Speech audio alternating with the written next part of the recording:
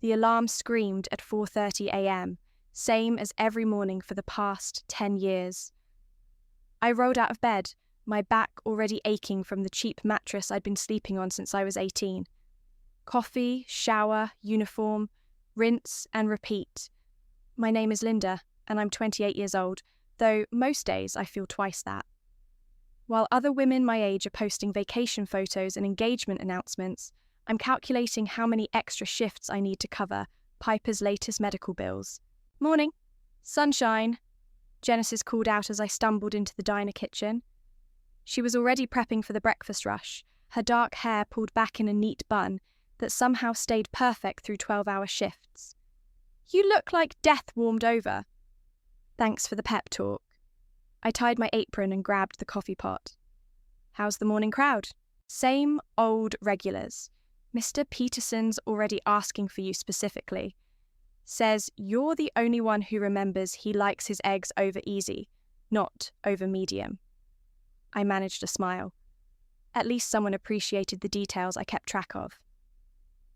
Any word from Mom about Piper's appointment today? Genesis paused, her knife hovering over a pile of onions. Linda, can I ask you something? Shoot! In all of the years I've known you, have you ever actually seen Piper at a doctor's office or a hospital? The question hit me like cold water. What do you mean? I mean, you're always talking about his treatments and specialists, but... She shrugged. I've never seen any evidence of it. No prescription bottles at your place, no medical equipment, nothing. He keeps that stuff at Mum and Dad's house, I said automatically. The same response I'd been giving for years. Besides, you know how private he is about his condition. Right, his mysterious condition that no one's allowed to talk about. I turned away, focusing on wiping down tables that were already clean. Genesis had been my best friend since high school, but sometimes she pushed too hard. She didn't understand what it was like to have a sick brother who needed you. The morning rush kept me busy enough to forget the conversation. Coffee refills, order taking, cleaning up after customers who treated the table like their personal garbage can. By noon, I was already counting down the hours until my second job at the grocery store. My phone buzzed during my break. A text from Mum. Piper's having a rough day. Could you pick up his prescription on your way home? The usual pharmacy. I sighed and typed back. Of course. Which prescription? The pain medication. Dr. Williams called it in. Dr. Williams. The name I'd heard 1,000 times but never actually met. Piper always went to his appointments alone, said he didn't want me to worry about the details. Mom and Dad supported this, saying it was important for him to maintain some independence despite his illness. You're doing it again, Genesis said, sliding into the booth across from me. Doing what? That face. The one you make every time your family needs something. She leaned forward. Linda, when's the last time you did something for yourself? I thought about it, really thought about it. I went to that movie last month. The one you left halfway through because your mum called about Piper having chest pains. That was different. It was an emergency. Was it? Because I drove by your parents' house that night and I saw Piper loading something into his car. Didn't look like someone having a medical emergency. My stomach twisted. You were spying on my family? I was worried about you. Genesis reached across the table. Linda, I love you like a sister, but you're killing yourself for people who don't seem to appreciate it. Before I could respond, my phone lit up with a notification. Bailey, one of Piper's friends from college, had tagged me in a photo on social media. I opened it without thinking. The image loaded slowly, and when it did, my blood turned to ice. Piper, mid-air, falling through clouds with a parachute strapped to his back, his face split in a massive grin. The timestamp showed yesterday, the same day Mum had texted me about him being too weak to leave bed. Linda? Genesis's voice sounded far away. What is it? I stared at the screen, my hands shaking. The caption read, "Nothing like skydiving to cure what ails you. Thanks for the epic birthday surprise, Bailey." Birthday surprise. Piper's birthday had been 3 months ago. I'd worked a double shift to pay for his gift, an expensive watch he'd specifically requested. He'd been too tired to celebrate properly, so we'd postponed the family dinner indefinitely. "Linda, you're scaring me. What's wrong?" I turned the phone toward her. Genesis's eyes widened as she took in the image. "Son of a bitch," she whispered. The coffee in my stomach turned to acid. 10 years. 10 years of sacrificing everything. College, relationships, my own dreams, for a brother who was apparently healthy enough to jump out of airplanes. My phone buzzed again. Another notification. This time it was a check-in location from Piper's account. Adventure Sports Centre. Living life to the fullest. I stood up so fast the booth table shook, sending Genesis's coffee spilling across the surface. "Where are you going?" she called after me, but I was already walking toward the door, my mind racing with questions I should have asked years ago. Questions about medical bills I'd never seen, doctors I'd never met, and a sick brother who apparently wasn't sick at all.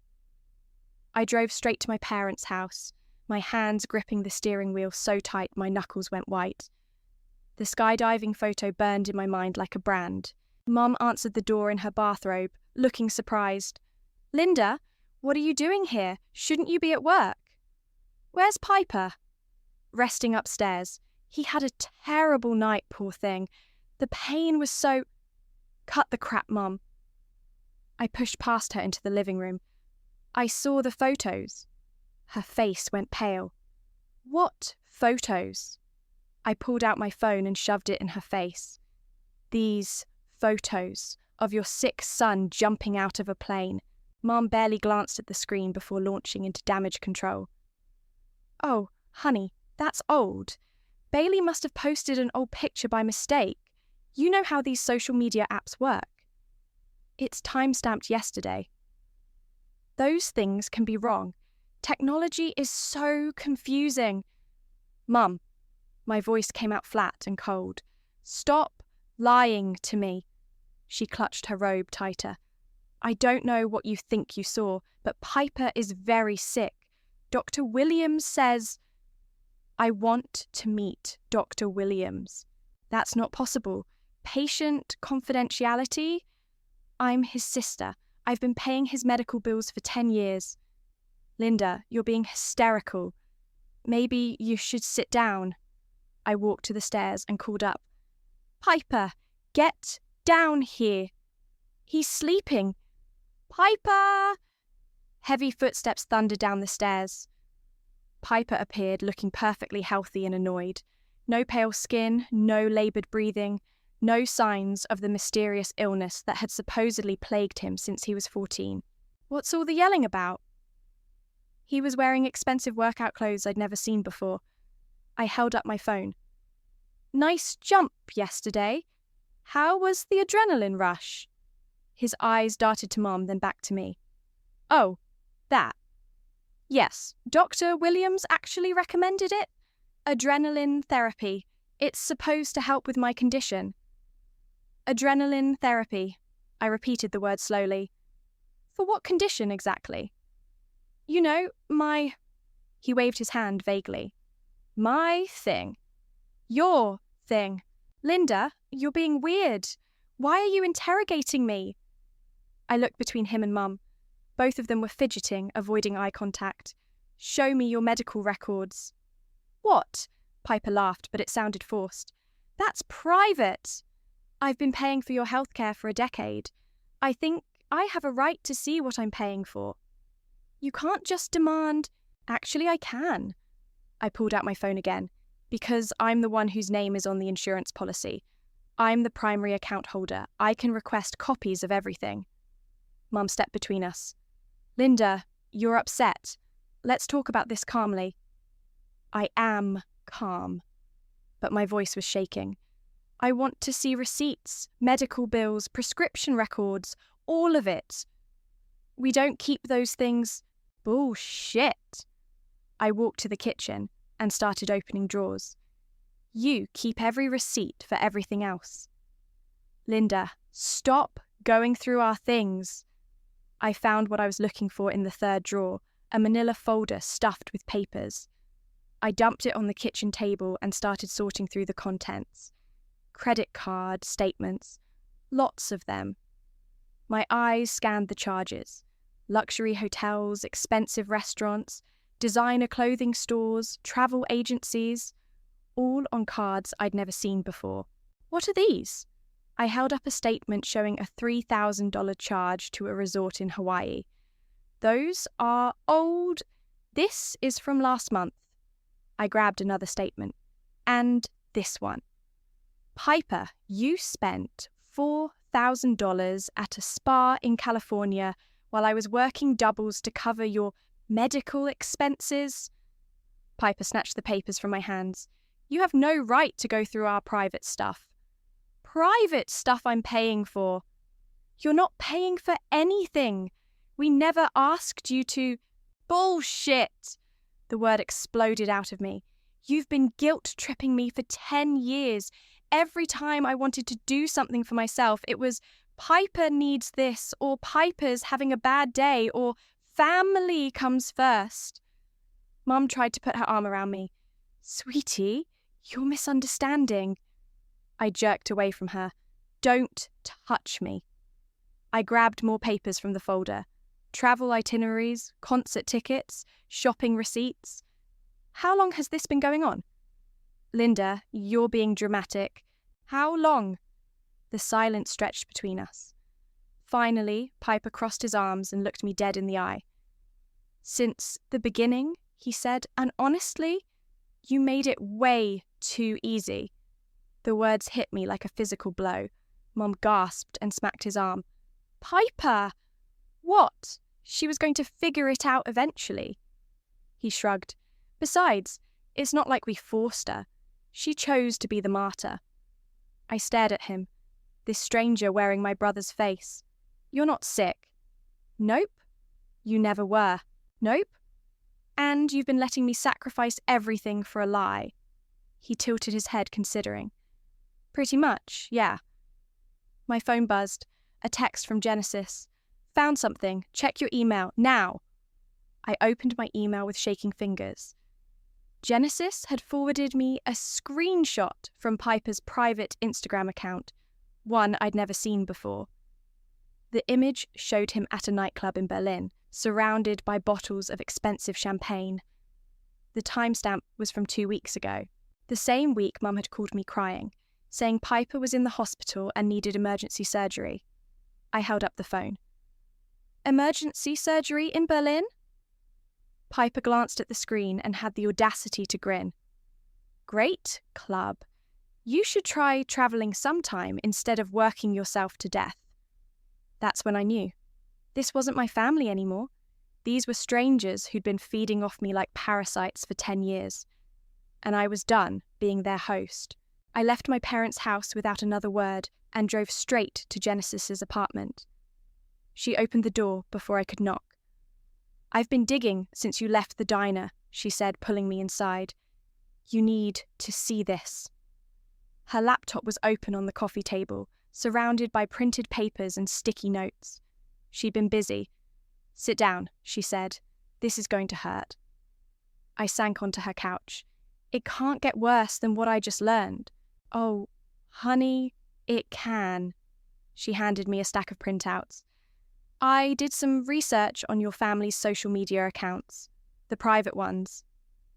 The first photo showed Piper at what looked like a yacht party, champagne glass raised in a toast. The date stamp was from my 21st birthday, the birthday I'd spent working a double shift because he'd supposedly been hospitalized with complications. Keep going, Genesis said quietly. The next photo was from my college graduation day, except I hadn't graduated.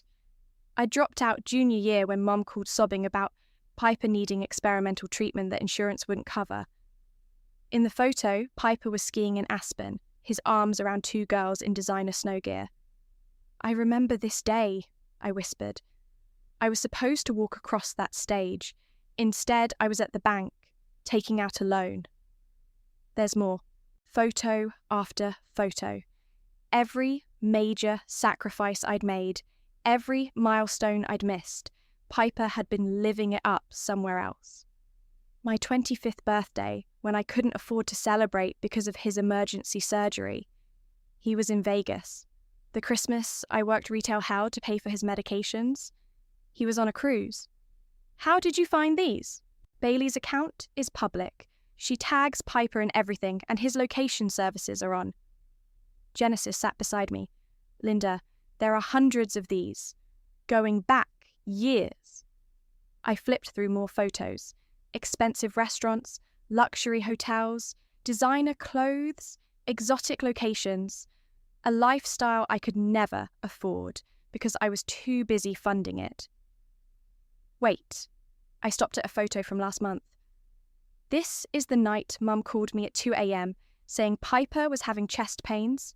In the picture, Piper was at a rooftop bar, cocktail in hand, very much not having a medical emergency. My phone rang. Mum's number. Don't answer it, Genesis said. I answered anyway. What? Linda, sweetheart, I think there's been a misunderstanding. The only misunderstanding is that I believed you for 10 years. You're upset, I get that. But if you just let me explain. Explain what? How you've been stealing from me? How you turned your own daughter into a cash machine? We never stole anything. You gave that money willingly. Because you lied to me, I was shouting now. You made me think my brother was dying. Linda, please. I hung up and immediately blocked her number. Genesis handed me a tissue. I hadn't realised I was crying. There's something else, she said gently. I found Bailey's number. I called her. You what? I pretended to be planning a surprise for Piper, asked about his favourite activities, places he likes to go. Genesis pulled out her phone. She had no idea he was supposed to be sick. What did she say? She said, and I quote, Piper's the healthiest person I know. Guy's got more energy than a toddler on sugar. Then she started talking about all the extreme sports he does. My phone buzzed with a text from an unknown number. Hey Linda, this is Bailey. Genesis gave me your number. I hope you don't mind, but I wanted to reach out about Piper's surprise party planning. I had some ideas. I stared at the message. She wants to plan him a surprise party. Keep reading. Another text came through. I know he's been feeling guilty about you working so much to support the family. He mentioned it the other day when we were rock climbing. Said he wishes he could help out more, but doesn't know how to tell your parents he wants to get a job. You know how they baby him. The words blurred as tears filled my eyes. Even Bailey, his closest friend, knew the truth. Piper wasn't sick. He was just spoiled. Rock climbing, I said out loud. He was rock climbing while I was pulling double shifts. Genesis rubbed my back. I'm so sorry, Linda. My phone rang again. This time it was Dad. Linda, your mother is very upset. You need to come back so we can discuss this like adults. Adults don't lie to their children for 10 years. You're being dramatic. Piper has a condition. What condition? Name it. Silence. Dad, I'm 28 years old. I've sacrificed everything for this family. The least you can do is tell me what disease my brother supposedly has. It's complicated. The doctors said... Which doctors? I want names, phone numbers, medical records. Linda, you're being unreasonable. I'm being unreasonable? My voice cracked. I haven't bought myself new clothes in 3 years because I was paying for Piper's medical bills. I'm living in a studio apartment with a broken heater because every extra penny went to his treatments. I turned down job opportunities, relationships, everything because my family needed me. And we're grateful. You're grateful that you found a sucker stupid enough to fund your golden child's lifestyle. Don't talk about your brother that way. My brother? I laughed, but it came out bitter. My brother would never do this to me. I don't know who that person is living in your house, but he's not my brother. I hung up and immediately blocked Dad's number too. Genesis was watching me with concern. How are you feeling? Like I've been living in a nightmare for 10 years and just woke up. I wiped my eyes. I need to see something. What? I need to see the medical records they've been forging. Genesis raised an eyebrow. You think they've been forging medical documents? How else would they keep up the lie? Insurance companies don't just pay out claims without documentation. That's fraud, Linda, like serious federal crime fraud. I looked at her, and for the first time in hours, I smiled. It wasn't a happy smile. I know. The next morning, I walked into the bank at exactly 9 a.m. when they opened. I'd been awake all night, but I'd never felt more clear-headed in my life. I need to close my joint checking account, I told the teller. She pulled up my account information. I see you have automatic transfers set up. Would you like me to cancel those as well? Cancel everything. I want every penny transferred to my personal account. Ma'am, this will affect the other account holders. Are you sure? I'm sure. 20 minutes later, I walked out of the bank with confirmation that the account Mum and Dad had been draining for years was now empty. The automatic transfers that had been sending them $800 every month were cancelled. The credit card they'd been using, which was linked to my account, was closed. My phone started ringing before I even reached my car. Linda? Mum's voice was panicked. What did you do? The bank called and said, I closed our joint account. You can't do that. We have bills to pay. So do I. Maybe it's time you figured out how to pay your own. Linda, please. You're being irrational. If you'd just come home so we can talk. I am home. I moved out last night. The silence on the other end was deafening. You moved out? Genesis helped me pack. I'm staying with her until I find my own place. But your lease isn't up until... I broke the lease, paid the penalty with money I should have been spending on myself years ago. Linda, you can't just abandon your family. Watch me. I hung up and turned off my phone. Genesis was waiting for me at her apartment with coffee and a stack of boxes. How'd it go? Better than expected, they're officially cut off. And how are you feeling about that? I sat down heavily on her couch. Terrified, guilty, angry, free. I looked at her. Is it normal to feel all of those at once? After what you've been through? Absolutely. My phone buzzed with notifications, even though I'd turned it off. Genesis had given me her old phone as a backup, and somehow my family had already gotten the number. 17 missed calls from Mum, 12 from Dad, 3 from Piper. They're persistent, Genesis observed. They're desperate. I scrolled through the voicemails. Listen to this. I played the first one from Mum. Linda, sweetheart, I know you're upset, but you're making a huge mistake. Piper really is sick, and without your help, I don't know what we'll do. Please call me back. The second one from Dad. Linda, this is ridiculous. You're acting like a child. Your family needs you, and you're being selfish. Call us back immediately. The third one from Piper. Seriously, Linda?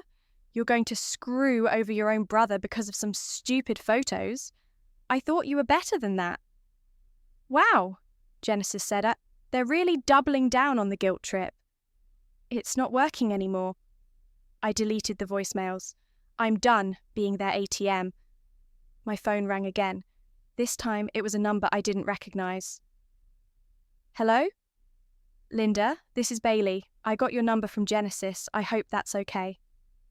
Bailey, hi, what's up? I've been thinking about our conversation yesterday, and I wanted to ask you something. She paused. Is Piper actually sick? The question caught me off guard. Why are you asking? Because I've known him for 6 years. and I've never seen any sign of illness. But Genesis mentioned something about medical expenses, and it got me thinking. What did she tell you? Just that you've been helping support him financially. But Linda, the guy I know spends money like water, designer clothes, expensive trips, fancy restaurants. Where's all that money coming from if he's too sick to work? I closed my eyes. It's coming from me. What? I've been supporting him for 10 years. My parents told me he had some kind of chronic illness and couldn't work. I've been paying for everything. Oh my God! Bailey's voice was barely a whisper. Linda, he's not sick. He's never been sick. He told me just last week that he doesn't want to get a job because he's having too much fun travelling and partying. He said that? He said his family takes care of everything, so why should he work? I thought he meant like trust fund money or something. I felt sick. There's no trust fund. Just me, working 2 jobs to keep him in designer clothes. I'm going to be sick. Bailey was quiet for a moment. Linda, I had no idea. If I'd known, I would have said something years ago. It's not your fault. You didn't know they were lying. But I should have questioned it. I mean, what kind of chronic illness lets you go skydiving and rock climbing but prevents you from working? The imaginary kind. I'm so sorry. Is there anything I can do? Actually, yes. Do you have any photos or videos of Piper doing things that a sick person couldn't do? Anything with dates? I have hundreds. Why? Because I'm building a case. A case? Bailey, what my parents did is fraud. They've been filing false insurance claims, forging medical documents, and stealing money from me for years. I'm going to make sure they face consequences. Holy shit! You're going to turn them in? I'm going to destroy them. The line was quiet for a moment. Then Bailey said, Send me your email. I'll forward you everything I have. After I hung up, Genesis looked at me with concern. Are you sure about this? Once you go down this road, there's no going back. They've been stealing from me for 10 years. They turned me into their personal piggy bank and laughed about it behind my back. I stood up and paced to the window. I've lost everything because of their lies. My education, my career prospects, relationships, my entire 20s. I know, but nothing. I turned to face her. They made their choice when they decided to destroy my life for their convenience. Now they get to live with the consequences. My phone rang again. This time it was Mum calling from a different number. I answered on the first ring. Linda, thank God. Listen, I know you're angry, but we can work this out. Come home and we'll talk. I am never coming home again. Don't say that. Your family. Family doesn't lie to each other for 10 years. Family doesn't steal from each other. Family doesn't sacrifice one child for another. We never sacrificed you. You sacrificed everything I could have been for a lie. I hung up and blocked the number. At 2 a.m, my phone rang again. A number I didn't recognize, but I knew who it was. What do you want, Mom? Linda. Her voice was different now. Desperate, broken. You have no idea how much you're going to regret this. Is that a threat? It's a warning. You think you're so smart, but you don't understand what you're doing. You're going to destroy this family. Good. Linda? You already destroyed it, Mom. I'm just making it official. I hung up and turned off the phone. But her words echoed in my head. You have no idea how much you're going to regret this. We'd see about that. 2 weeks of blissful silence. No guilt trip phone calls. No emergency texts. No sob stories about Piper's imaginary relapses. I'd started sleeping through the night for the first time in years. Then they showed up at my door. I was making coffee in Genesis's kitchen when the doorbell rang at 8 a.m. on a Saturday. Genesis was still asleep, so I answered it myself. My stomach dropped. Standing on the doorstep was half my extended family. Aunt Ava, Uncle Malachi, cousin Skylar, and 3 other relatives I barely recognised. Behind them, looking smug, were Mum and Dad. "Linda, sweetheart," Aunt Ava said, pushing past me into the apartment. "We need to talk." "What is this?" "It's an intervention," Mum said, following the group inside. "We're all very concerned about your recent behaviour." "My behaviour?" Uncle Malachi settled into Genesis's armchair like he owned the place. "Linda, your parents have told us everything about how you've abandoned your sick brother, cut off financial support, and moved out without warning. They told you their version. We're here because we love you," cousin Skylar added. "But what you're doing is wrong." I looked around at their faces. All of them wore the same expression of disappointed concern. They'd been fed a story and they'd bought it completely. "Where's Piper?" I asked. "He's too upset to be here," Mum said. "Your abandonment has triggered a major episode. He's been bedridden for days." "Bedridden." "The doctors are very concerned," Dad added. "They say the stress you've caused could set back his recovery by months." I pulled out my phone and opened Bailey's latest email. She'd been sending me updates on Piper's activities. Yesterday's photos showed him at a beach volleyball tournament. "Is this what bedridden looks like?"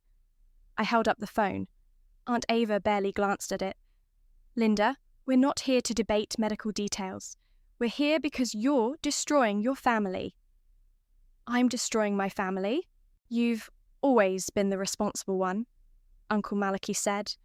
"The one we could count on to do the right thing. But this isn't you."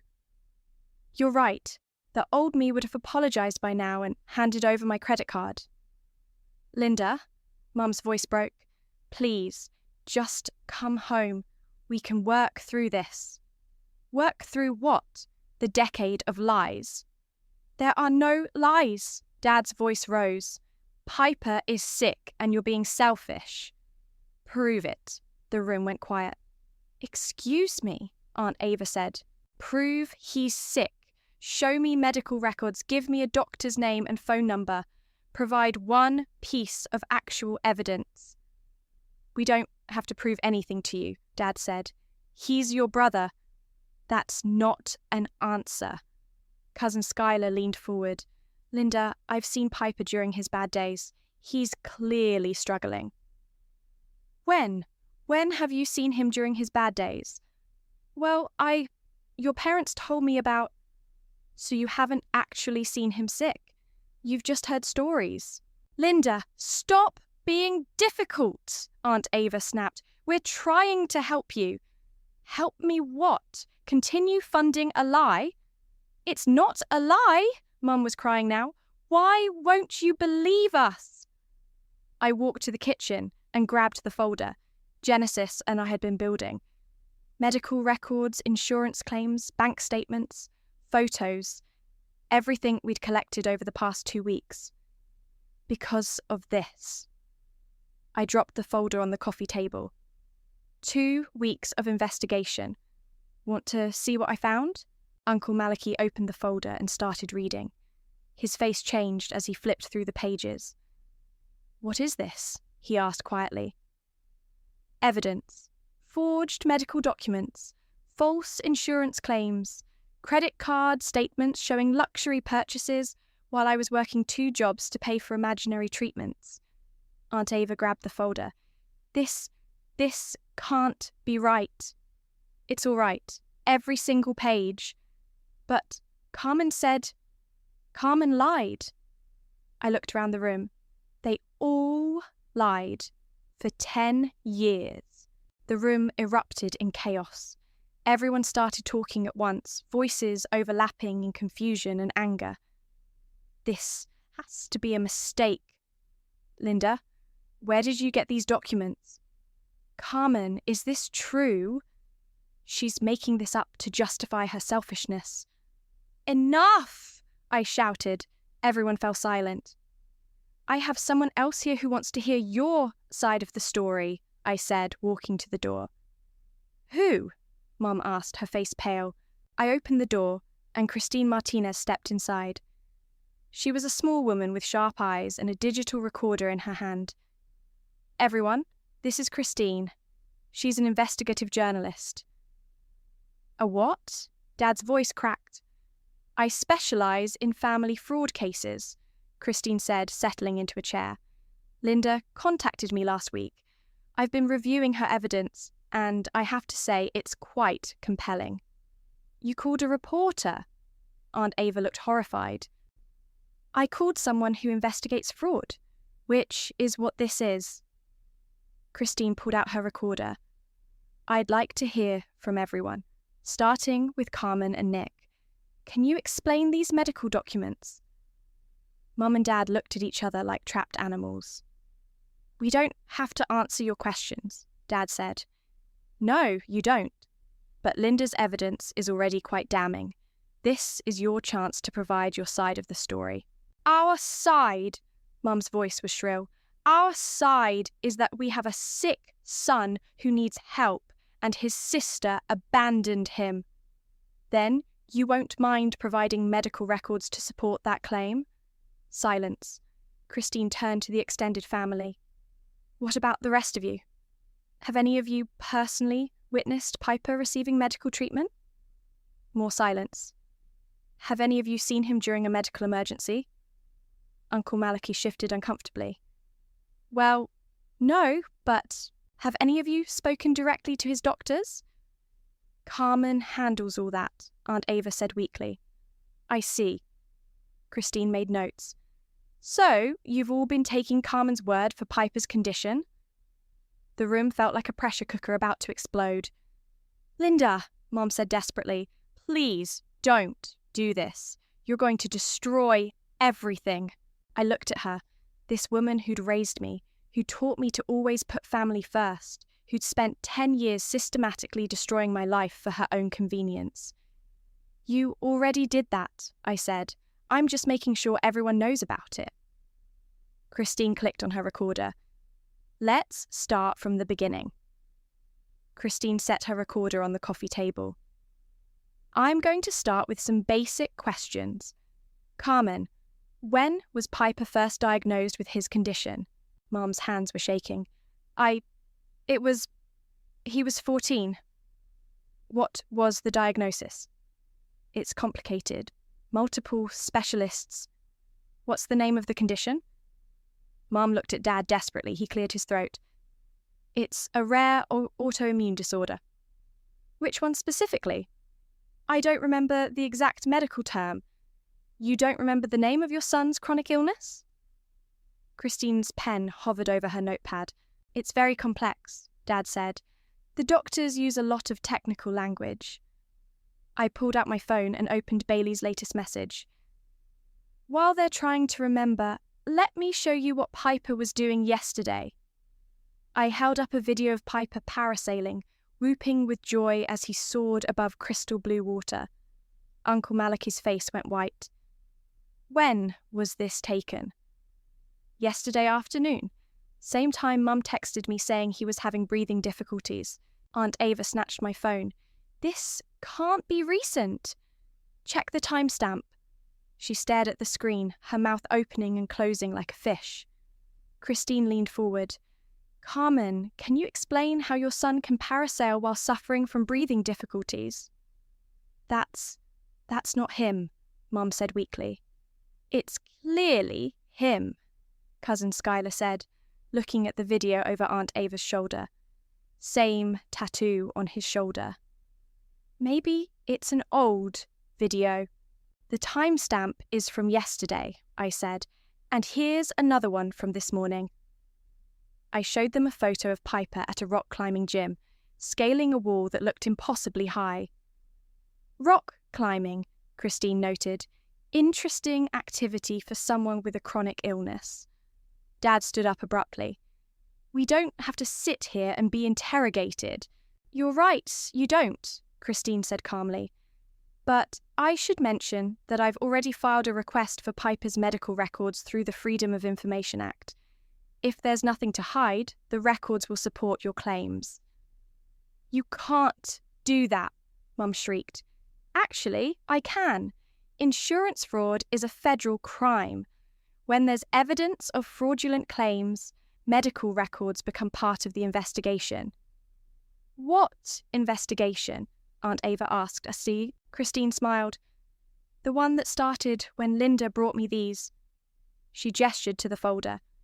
Forged medical documents, false insurance claims, fraudulent billing. This isn't just family drama anymore. This is criminal. The room exploded again. Criminal? Uncle Malachi looked horrified. You're calling the police on your own parents. Cousin Schuyler stared at me in disbelief. I didn't call anyone, I said. Christine did, after she saw the evidence. Linda, please, Mum was sobbing now. We can fix this. We can pay you back. With what money? The money you stole from me? We never stole. You forged medical documents to file false insurance claims. You created fake bills to justify taking my money. You've been running a 10-year con, and I was the mark. Dad pointed a shaking finger at me. You ungrateful little... Don't. My voice cut through the room like ice.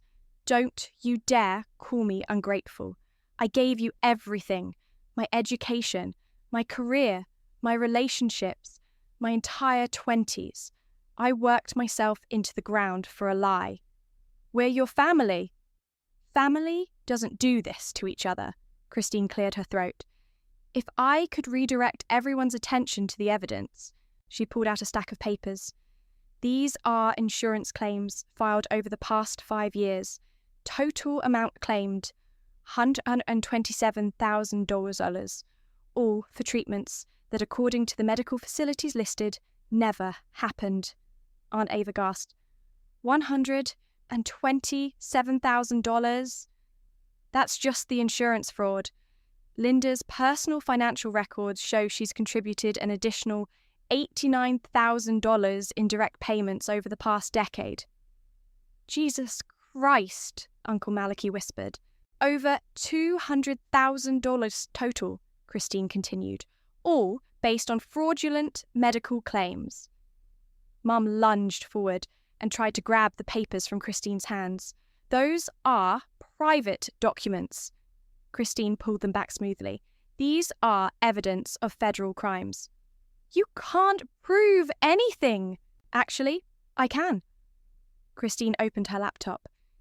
I've been investigating cases like this for 15 years. Families who exploit one member to fund another's lifestyle. Your case is particularly egregious because of the duration and the amounts involved. She turned the laptop screen toward the room. I've also been in contact with several of Piper's friends. They've provided extensive documentation of his activities over the past few years, activities that would be impossible for someone with a chronic illness. His friends don't understand his condition, Dad started. His friends understand that he's been bragging about scamming his sister for years. The words hit the room like a bomb. What? Aunt Ava's voice was barely a whisper. Christine clicked to another screen. Bailey was particularly helpful. She provided recordings of conversations where Piper explicitly discusses how easy it is to manipulate Linda into giving him money. Recordings? Mum looked like she was going to faint. Would you like to hear them? No, Dad shouted. This is entrapment. This is evidence, Christine corrected. And there's more, much more. She closed the laptop and looked around the room. I'm running a story on this case. It'll be published next week in the Tribune, and I've already been contacted by 2 television producers who are interested in the story. Television? Cousin Schuyler looked sick. Family fraud cases generate a lot of public interest, especially ones involving this level of deception and financial exploitation. Mom was hyperventilating now. Linda, please, you're going to destroy us. I looked at her. This woman who'd given birth to me, raised me, and then systematically destroyed my life for her own convenience. You destroyed me first, I said quietly. Now it's your turn. Christine packed up her recorder. I'll be in touch about the follow-up interviews. Linda, thank you for your cooperation. After she left, the room sat in stunned silence. Finally, Aunt Ava spoke. Carmen, is it true? All of it? Mum couldn't meet her eyes. My God, Uncle Malachi said. What have you done? That's when Piper walked through the door, still in his rock-climbing gear, completely healthy and very much not bedridden. He took one look at the room full of shocked faces and grinned. Did I miss something? Piper stood in the doorway, chalk still on his hands from rock climbing, looking at a room full of people staring at him like he was a ghost. Well, this is awkward, he said, dropping his gear bag. Mum, I thought you said Linda wasn't coming to family dinner anymore. The silence was deafening. Uncle Malachi was the first to speak. Piper, we were just discussing your condition. My condition? Piper laughed. What condition? Your chronic illness, Aunt Ava said slowly. The one that's kept you from working for 10 years. Piper's smile faltered. He looked at Mum and Dad, then back at the room full of relatives. Oh, that condition. Yeah, that one, I said. The imaginary one. Linda? Mum started. No, I stood up. Let him explain. Piper, tell everyone about your mysterious autoimmune disorder. Piper ran a hand through his hair. Look, it's complicated. It's really not, I interrupted. You're either sick or you're not. Which is it? The room waited. Every eye was on Piper. I mean, technically, are you sick right now? Cousin Schuyler demanded. Define sick. Answer the question, Uncle Malachi roared. Piper flinched. No, I'm not sick. Have you ever been sick? Aunt Ava's voice was deadly quiet. Not the way you think. Jesus Christ, Uncle Malachi whispered. It's all true. Mum burst into tears. You don't understand. We never meant for it to go this far. How far did you mean for it to go? I asked. To 5 years of stealing from me. 7. What was the cutoff? We weren't stealing, Dad protested. You were helping family. Based on lies, Piper shifted uncomfortably. Linda, you're being dramatic. It's not like we forced you. You let me believe you were dying. I never said I was dying. You let me sacrifice everything for nothing. It wasn't for nothing. You helped your family. I helped fund your vacation lifestyle while I lived like a monk. Aunt Ava stood up, her face flushed with anger. Carmen, how could you do this? To your own daughter? You don't understand, Mum sobbed. Piper needed time to figure out his life. He was struggling. So he couldn't get a job like everyone else? He's sensitive. He needed support. He needed a reality check. Uncle Malachi slammed his hand on the coffee table. And you needed to stop enabling him. Don't talk about my son that way. Your son is a 24-year-old man who's never worked a day in his life because you taught him he doesn't have to. Piper crossed his arms. I don't see what the big deal is. Linda makes good money. Made good money, I corrected. Past tense. That gravy train just derailed. What do you mean? I mean, I closed our joint account, cancelled the credit cards, cut off the automatic transfers. You're officially on your own. Piper's face went white. You can't do that. I already did, but I have plans. Bailey and I are supposed to go to Costa Rica next month. Then get a job and pay for it yourself. I don't know how to get a job. The words hung in the air like a confession. You're 24 years old, Cousin Schuyler said incredulously. How do you not know how to get a job? I never needed one before. Because your sister was your personal ATM, Aunt Ava said coldly. My phone buzzed, a text from Genesis. Turn on Channel 7, now! I grabbed the remote and turned on the TV. The local news was on, and Christine's face filled the screen. Tonight at 11, an exclusive investigation into family fraud. How one local family allegedly stole over $200,000 from their own daughter through fake medical claims and forged documents. We'll have the full story, including recorded confessions and evidence of insurance fraud. The room went dead silent. Recorded confessions? Dad's voice cracked. On screen, Christine continued. We'll also hear from the victim, who worked 2 jobs for 10 years to support what she believed was her chronically ill brother, only to discover it was all an elaborate lie. Mum grabbed the remote and turned off the TV. This isn't happening. It's happening, I said. It's been happening since Christine left. The story goes live in 3 hours. Linda, please, Dad begged. Think about what you're doing. This will destroy us. Good. We're your parents. You were my parents. Now you're just criminals who happen to share my DNA. Piper was pacing now, panic setting in. This is going to be on TV? Everyone's going to know? Everyone already knows. Christine's been interviewing your friends all week. Bailey gave her everything. Bailey wouldn't... Bailey's horrified. She had no idea you were scamming me. She thought you had trust fund money. I'm going to be sick, Piper said, sinking into a chair. Now, you know how I felt when I found out the truth. Uncle Malachi stood up. Carmen, Nick, I think it's time we left. Malachi, please. Mum reached for him. Don't touch me. He pulled away. What you did is unforgivable. Linda, I'm sorry. We all are. If we'd known... You couldn't have known. They're very good liars. Aunt Ava hugged me tightly. I'm so proud of you for standing up to them. Are you? I asked. Even though I'm destroying the family? Honey, they destroyed the family 10 years ago. You're just making it public. One by one, the relatives filed out, each offering me apologies and support. Soon, it was just me, Genesis, who had finally woken up and come out of her bedroom, and my immediate family. Linda, Mum said desperately, it's not too late.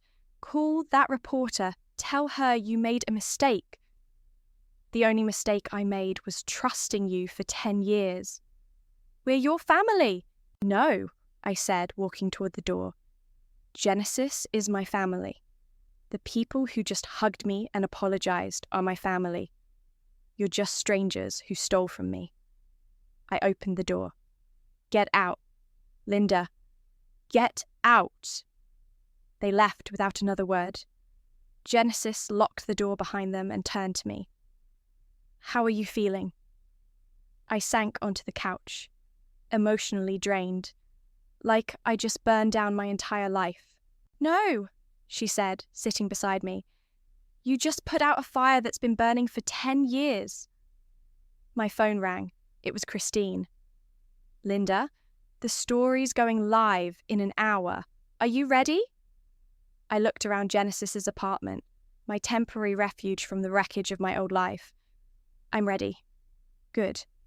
Because this is just the beginning. The story broke at 11 p.m. sharp. My phone started buzzing immediately. Linda, you need to see this, Genesis said, refreshing her laptop screen. The comments are insane. I leaned over her shoulder.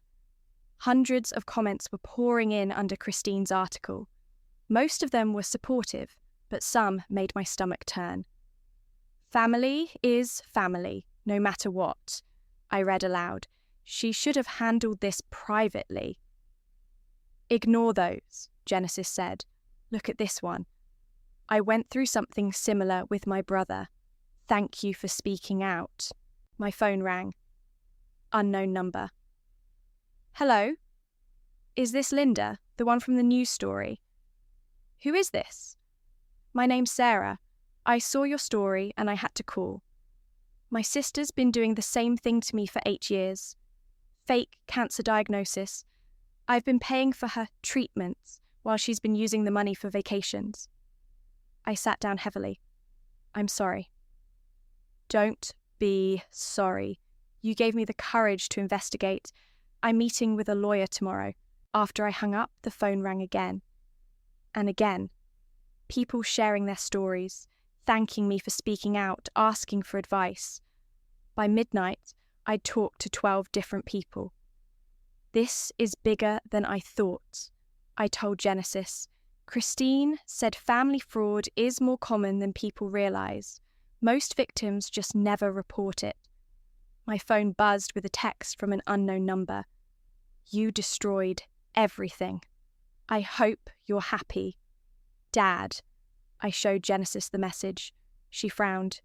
Are you okay? I'm better than okay. I deleted the text without responding. For the first time in 10 years, I'm free. The next morning brought more calls. A producer from a national morning show wanted to interview me. A publisher was interested in my story. 3 different lawyers offered to represent me pro bono in potential criminal cases against my parents. But the call that mattered most came from Bailey. Linda, I'm so sorry, she said, her voice thick with tears. I had no idea what they were doing to you. It's not your fault. I feel like it is. I was posting all those pictures, showing off Piper's lifestyle, and I never thought about where the money was coming from. You couldn't have known. I should have questioned it. I mean, what 24-year-old has that kind of money without working? How is he handling all this? Bailey was quiet for a moment. Not well. He's been calling everyone, trying to get people to lend him money. Nobody will. His social media accounts are getting destroyed in the comments. And my parents? Your mum called my mum, crying, asking if we could help them pay their bills. Mum hung up on her. I felt a flicker of something that might have been satisfaction. Linda, there's something else. Piper's been telling people you made everything up, that you doctored the evidence because you were jealous of him. Of course he is. But nobody believes him. Christine's evidence is too solid. Plus, everyone's seen the photos and videos. It's pretty obvious he's not sick. My phone beeped with another call. Christine. Bailey, I have to go. Linda, wait. I know this probably doesn't mean much, but I think you're incredibly brave. What you did took real courage. After I hung up, I answered Christine's call. Linda, I have news. The DA's office is opening a formal investigation. They want to interview you next week. Criminal charges? Very likely. Insurance fraud, document forgery, potentially wire fraud if they used electronic transfers. Your parents could be looking at serious jail time. I should have felt triumphant. Instead, I felt hollow. Linda, you still there? Yeah, I'm here. It's just, they're still my parents. I know this is hard, but what they did to you was criminal. You have every right to pursue justice. I know, it's just complicated. It doesn't have to be. You were the victim here. Don't let anyone make you feel guilty for seeking accountability. That afternoon, I was sitting in Genesis's living room when someone knocked on the door. Through the peephole, I saw Aunt Ava. Linda, honey, can we talk? I opened the door. She looked exhausted. I've been thinking about everything that happened, she said, settling onto the couch. I owe you an apology. You don't? Yes, I do. We all do. We should have questioned things years ago. The fact that none of us ever saw Piper at a doctor's office, never met any of his medical team, never saw any real evidence of his illness. We were willfully blind. You trusted your sister. I enabled her. We all did. Ava reached into her purse and pulled out an envelope. This is from the family. Uncle Malachi, Cousin Skylar, all of us. We took up a collection. I opened the envelope. Inside was a check for $15,000. We know it's not nearly enough to make up for what they stole from you, but it's a start. I stared at the check, tears blurring my vision. There's something else, Ava continued. We've all cut ties with Carmen and Nick. Completely. They're not welcome at family gatherings anymore. What they did was unforgivable. They're still your family. So are you, and we chose you. That evening, I sat down at Genesis's computer and opened a new document. I'd been thinking about all the people who'd called, all the stories similar to mine. Christine was right. This was bigger than just my family. I started typing, "If you're reading this, you might be where I was 2 weeks ago. Supporting a family member who claims to be sick but never seems to get better. Working multiple jobs to pay for treatments you never see evidence of. Sacrificing your own life for someone else's supposed medical needs. I'm writing this to tell you, it's okay to ask questions. It's okay to demand proof. It's okay to say no. Family doesn't mean accepting abuse. Love doesn't mean being a victim. I lost 10 years of my life to a lie. Don't lose yours." I posted it on Reddit, then shared it on every social media platform I could find. Within hours, it had thousands of shares and hundreds of comments from people sharing their own stories. Genesis read over my shoulder. "You're starting a movement. I'm just telling the truth. Sometimes that's the same thing." My phone rang one more time. This time, it was a number I recognized, but hadn't heard from in days. "Hello, Mum." "Linda." Her voice was small, defeated. "The police were here today." "I know. They arrested your father. The charges. Linda, he could go to prison." "He committed crimes, Mum. Actions have consequences. Please, I'm begging you, drop the charges. We'll pay you back every penny." "With what money? The money you don't have because you've been living off me for 10 years? We'll figure it out. Please, just don't let them destroy your father." I looked around Genesis's apartment, at the life I was finally building for myself, at the future that was finally mine to choose. "Mum, I spent 10 years destroying myself for you. I'm not going to spend another minute trying to save you from the consequences of your own choices." "Linda." "Goodbye, Mum." I hung up and blocked the number. Genesis squeezed my shoulder. "How does it feel?" I thought about it, really thought about it. "It feels like freedom, and for the first time in 10 years, I meant it.